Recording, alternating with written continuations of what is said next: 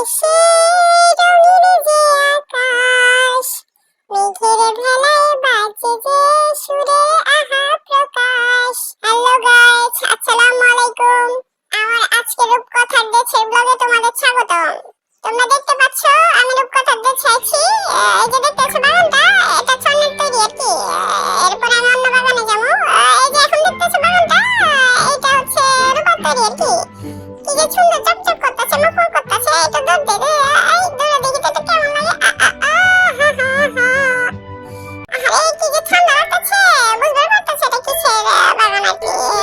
তো যাই হোক, তোমরা দেখতে পারতেছো এগুলো বরফের তৈরি ফুল আর কি, বরফের ফুলের বাগান। কি যে সুন্দর লাগতেছে, লা লা লা লা লা। এই দেখি আগুন, ওমা ওমা, আগুনের তৈরি ফুল। একটু দইরা দেখি তো কেমন লাগে। আরে ব্যথাটা তো লাগে না তো, স্বপ্ন করে যে লাগে মনে হয় আর কি।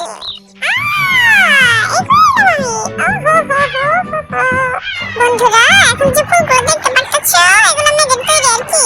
কি যে সুন্দর লাগতেছে, লা লা লা লা লা লা লা।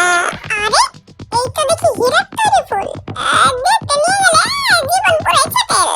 বন্ধুরা, তোমাকে লাগে দেখতে নিয়ে আমি কদি লাগলে কিন্তু আমার জানায় খাইছে রে। একটু বাবু করতে ইচ্ছা হইতাছে। আরে জিন্দেগিতে একটু বাবু দেখি নাই। ও বুঝলাম, এইগুলা তো স্বপ্ন করে বাবুল। আরে কি যে মজা রে। ওহো হো হো হো, লা লা লা লা লা। এটা ধরে দেখি তো। আরে হঠাৎ করে এত অন্ধকার হয়ে গেল কেলা? কোন বাগানে পেলাম কেলা জানে? এই ফুলগুলা কিসের তৈরি সেটাও তো বুঝতে পারতেছি না। গাইস, তোমরা যদি একটু জানবার পারো আমার একটু জানাও, একটু ভয় ভয় করতেছে। তবে